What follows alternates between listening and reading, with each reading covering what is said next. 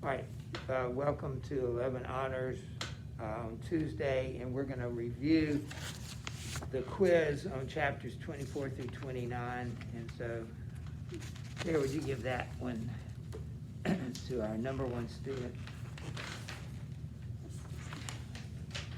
Let's just go over it, and we'll look at the questions, and I'll give you credit for that. And I'll drop the lowest quiz grade this quarter, which I hope it's this one.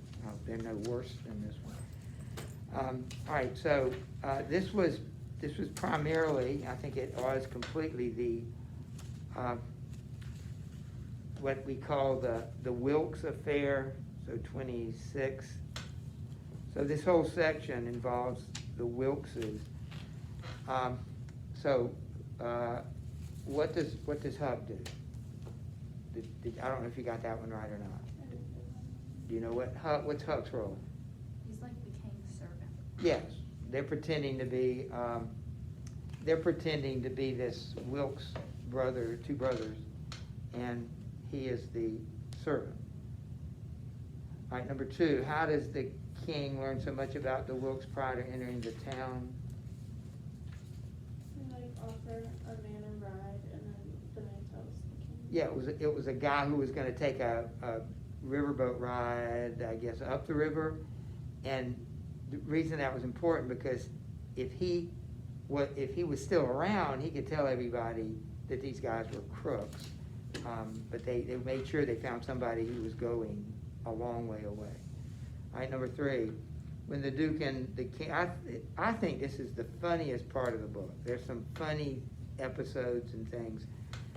Number 3 being one of them. When they go down, they close the door so nobody sees them, and they count the money that's supposed to be, I think it's supposed to be $6,000, and it turns out that there's $415 short. So what do they do, and why do they do it? Either of you remember?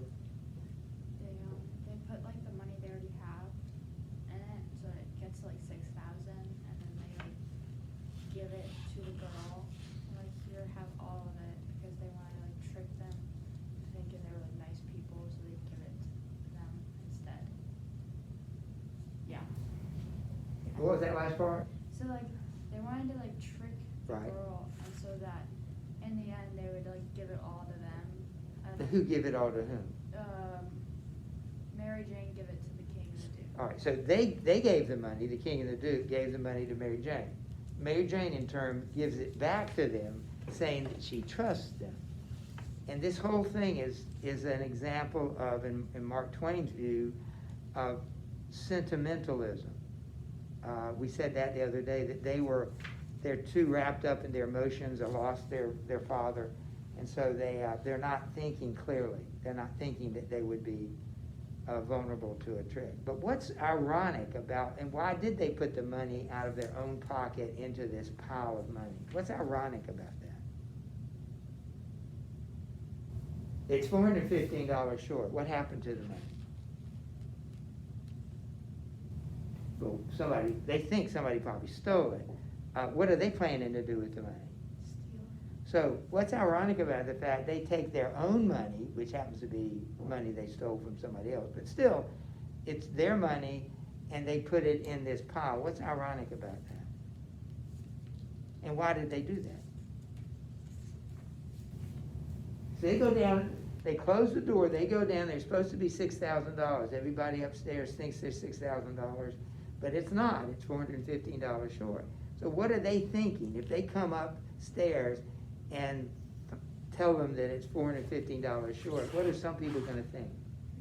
That they stole it, which they are planning to do.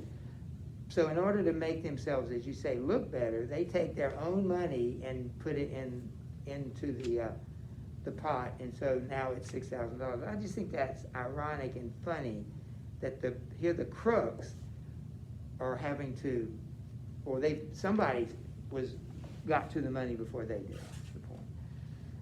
All right, number 4. What does Dr. Robinson tell the girls about the Duke and the King? He tells them they're frauds. Right, and he's a doctor, so you pretty much think you could trust a doctor, but they don't.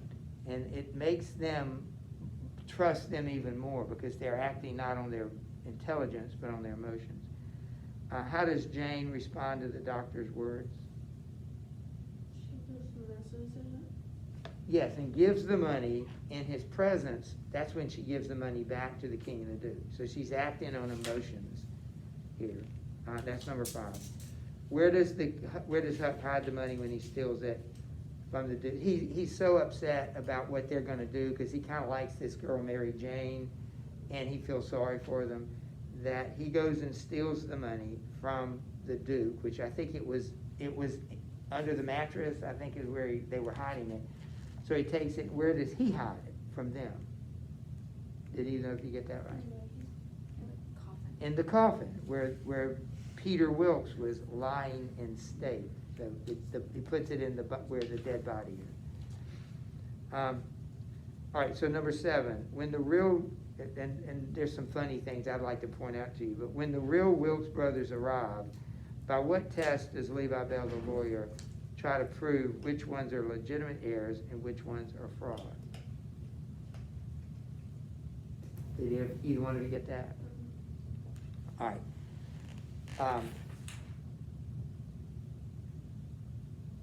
He proposes a handwriting test to compare the handwriting of the 2 new Wilkes brothers to the fraud Wilkes brothers that they're trying to determine. But it doesn't work. Why doesn't it work?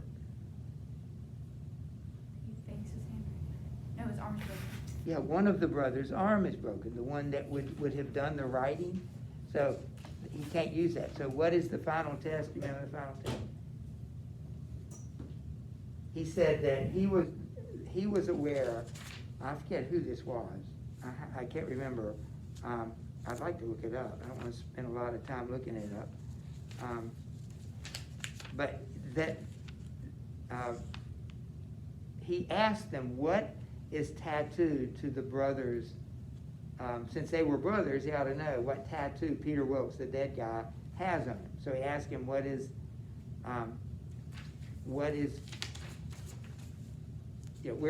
the tattoo? And I was looking for it.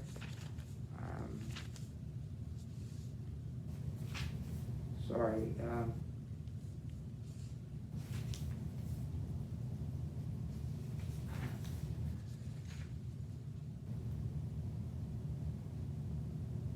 All right.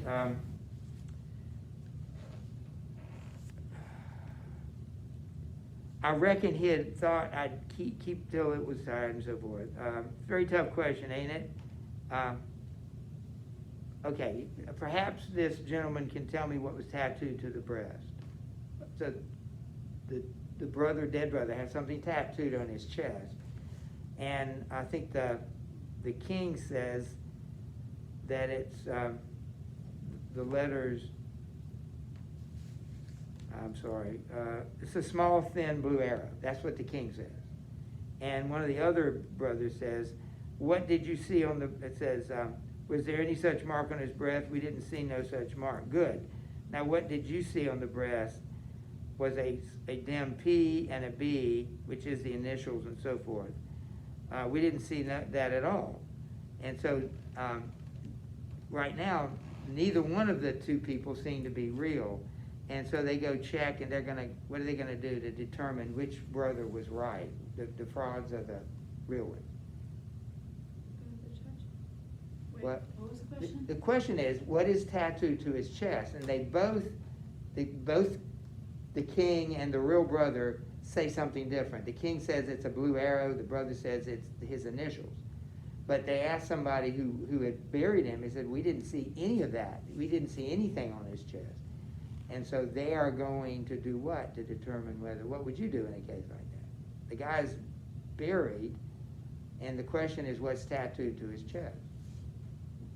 How would you know what was tattooed unless you did what? Get the body. He'll dig him up, which is what they proceed to do. They all go in a group down to the graveyard, and they start digging him up, and they actually get to the point where they take the coffin off, and Huck is being held by one of the men. He's got him by his hand. He's got him by his wrist. And so they open the casket, and, well, what are they gonna see in the casket? The money. And so when they see the money, everybody is in awe, and the man lets go of Huck's arm, and Huck takes off toward the river. And so that's the answer. I think it's number 8. I think I was pretty liberal, generous when I. All right, so that's actually number 9. And number 10, explain how greed proves to be the downfall. I was pretty generous on this one, but be more specific. How did the greed of the Duke and the King get them at this point where now they are caught? They're not going to get physically caught, but they are exposed, and they will get away, which if you've read for tomorrow. So the question is, how does greed prove to be the downfall? I'd say that the importance of gold and money took over their family, and how they should act, and that resulted in them being caught with money. Yeah, and I give you credit for that, right? But now I want a more specific answer. How did they show that they were in love with money? How much money did they have on them? The $6,000. Oh. But they wanted more money. How did they plan to get the more money? In a way, but they were going to sell the slaves. They were going to sell the slaves and collect more money, and therefore they were going to steal that too. So that's what it means. Had they not stayed around to sell the slaves, the lawyer wouldn't have come in on time, and they would have been gone. So I want you to know specifically what they were greedy about. It was selling the slaves, which took another couple of days, which gave the lawyer enough time to get into town, and that's what got them caught. There's a lot of funny things here. If you'll turn to your chat, to your questions. I want to give you credit for this as well as, again, I said I dropped the lowest grade. Look at questions for 24 through 29. We've done most of these, so I just want to point out some of them. I think we've done pretty much 1 through 9. I think we've done all those. If you see one we didn't do. So look at number 10. To me, this was, again, funny. Who does he tell the truth to? Mary Jane. He tells her the truth. And then what is his plan? His plan is to, Get the money back. yes, give the money back, but he has to get Mary Jane out of the house, because when he finally tells, he doesn't want to get in trouble. He doesn't want anybody to know he did. He doesn't want the king and the duke to know that he's the one that did it. So anyway, that's part of the plan. So that was number 10. That was number 11. We've done 11. That's number 12. That's number 13.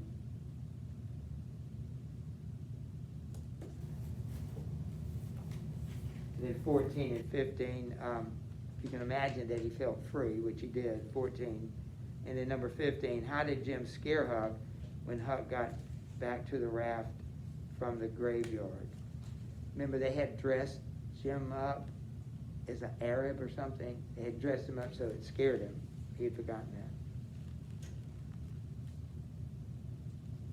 All right, look at number 16. Sarah, would you read that question? The king is not only an utter scoundrel, but he is also an impressively bold, nimble liar.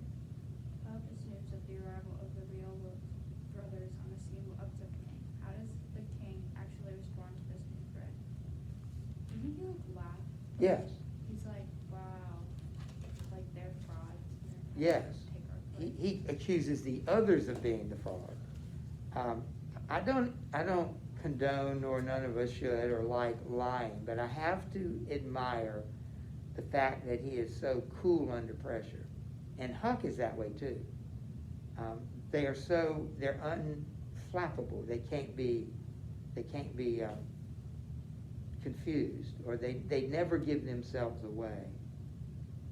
And we did 16b, and immediately, remember, he comes up with an answer. They ask him he had never thought of it in his life. He said, what is the tattoo on your brother's chest? And he immediately comes up with the blue arrow. That's a complete lie.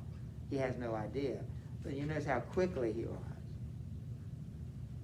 And then number 17, how again is sentimentalism a factor in this whole situation? The excess of emotion. They everyone doesn't ask the king and the duke if they're really his brothers or not. They just assume it is because they're all mourning and they're just vulnerable, and so they aren't really using reason to figure it out. That's right there is the essence of sentimentalism, is that excessive emotions prevent you from thinking clearly. And that's when you make bad decisions, either for whatever, you're love, you're angry, whatever it is, you're sad, but you don't think clearly. And that's why Mark Twain criticizes it. Number 18 I like, but we don't have to answer that right now.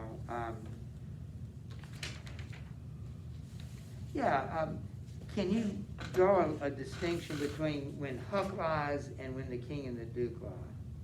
They both lie, and lying is bad, but what's the motivation behind both, behind either? It's a different motivation for the king. Why do they lie? So they can hurt people. Why does Huck lie? Survive. Exactly. Now, you could argue it's still lying and bad, which I'm not going to disagree, but you still have to have some sympathy for Huck. He's not intending to hurt people. Number 20, how does he feel about telling Mary Jane the truth? Do you find anything amusing about Huck's point of view? Do you remember what he said when he told her the truth?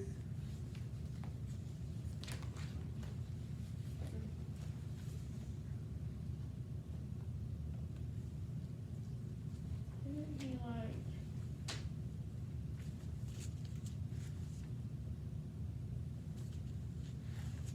I don't remember exactly. Didn't he leave right after he told her the truth, or did he leave her something?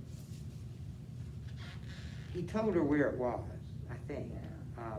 I'm double checking that, but oh yeah, and he was going to use the royal nunsuch. He says that will prove that these guys are frauds. Just the words of royal nunsuch in Polkville, and that they can go find some evidence there. All right, this is, I don't know what page it is. I'll tell you what chapter it is. This is chapter 25, chapter 28. This is the answer to question 20. He says, I reckon a body that ups and tells the truth when he is in a tight place is taking considerable many risks, though I ain't had no experience and can't say for certain, but it looks so to me anyway. And yet here's a case when I'm blessed, if it don't look to me like the truth is better than, actually safer than a lie. I must lay it on my mind and think it over sometime or other. It's so kind of strange and unregular. I never see nothing like it. So what's ironic about him telling her the truth? Because why does he normally tell a lie? You just said it. To survive. And so what's his reason for telling the truth? So for once in his life, he figured out the truth will accomplish the same thing that a lie will accomplish, that is protecting me, which I think there's some sort of a dark humor there.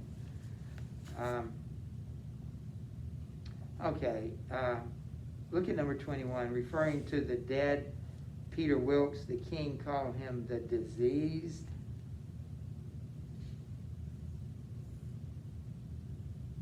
what word does he really mean?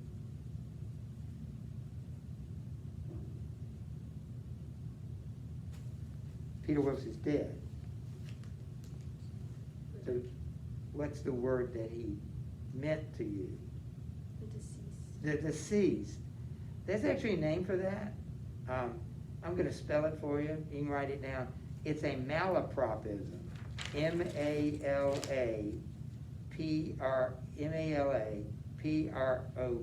So mala, and then the word prop, ism. Malapropism. And that's when you, for a humorous effect, you use a wrong word in place of another. And it might sound like the word or whatever, but it's the wrong word, and it usually creates humor. So that's a malapropism. I don't know if you found this funny, but I always thought it was funny. Let me see if I can find where it is. Oh, he said, number 24, we'll come back to that. Number 24, Huck says admiringly of Mary Jane, she had more sand in her than any girl I ever see. In my opinion, she was just full of sand. What did he mean by sand? She has sand in her. That's silly. What did she mean when she said she had sand in her? Like an attitude, maybe? What do you mean? What kind of attitude? Like she didn't stick up for herself. Yes. Have you ever heard the word grit?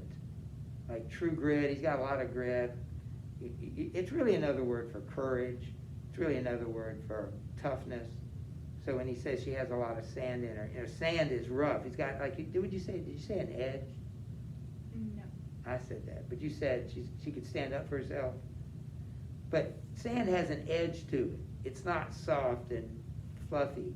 It's rough, and she had sand in her. She had some toughness about her. I like that. I'm still looking for that. I think it's back a little bit, but we can also answer number 23. At the sound, Huck's descriptions of the funeral sparkles with comic touches. At the sound of the melodeon playing, Huck comments that Peter was the only one that had a good thing according to my notion. So what did he mean? That the organ was playing, and he said Peter was the only one that was happy right now. And remember, Peter's dead. So what was he trying to say about the organist? That he's awful. Right. He was just saying the organist was so bad that the dead guy was the only lucky one there because he didn't have to listen to it.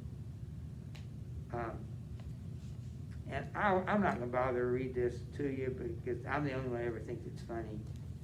But there's a scene in here when there's a noise during the funeral. Do you remember this? There's a noise downstairs in the basement. And the undertaker goes down there, and it's a cat and a rat, and he hits one or the other, just smacks them, and you can hear it all the way from the basement. Then he comes back up, and he whispered that he had a rat. To me, it's funny because it's so. Have you ever been in a serious church service or some serious graduation? I don't know what else it would be, and something embarrassing happens to interrupt it. Have you ever been in? Surely we all have, right?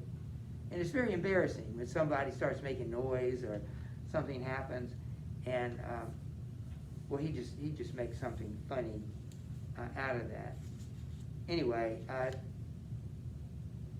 number 22. Why is the king's confusion of O-R-G-I-E-S? We all know what that is, right? O-R-G-I-E-S. We know what that is. And obsequies. Remember, he says he's trying to say obsequies, and obsequies are rituals, right? And he's talking about the funeral obsequies, but he uses the word O-R-G-I-E-S, and then the brother or the duke hands him a note and says, "It's obsequies, you fool." And then the king it seems to ignore it and keeps using the word O-R-G-I-E-S. And then about 5 minutes later, he pauses and says, oh, by the way, you notice I've been using the word O-R-G-I-E-S instead of the most common word, obsequies. And he comes up with some explanation for that. What does that say about the king? He was using the wrong word. What would that indicate to the audience if they knew that? That he's a fraud. But what would indicate if he got this note from the Duke and he immediately said, I'm sorry, I used the wrong word? What would seem wouldn't that seem phony? So he waits a few minutes until, everybody's forgotten about the note, and then he brings up, I just think that's incredibly clever. Again, I don't want to be a liar, but I like the fact he's so cool and calm under pressure. All right, I think we've answered them all that we need to. Can you show me the answers? I'll give you credit for that. I don't have all of them, Oh. because, You're supposed to be writing them down. both my, Okay, well, you could use that, but if you will answer, now, I've got, 6 chapters for you to read tomorrow, but I would like to give you credit for that. Were you able to do that? what? Write them down? I can do it right now. Okay, well, why don't you two work together? I mean, you got about 12 minutes. I think it's 11:30. So. You wanna try all of them? Yeah, you don't have to do it.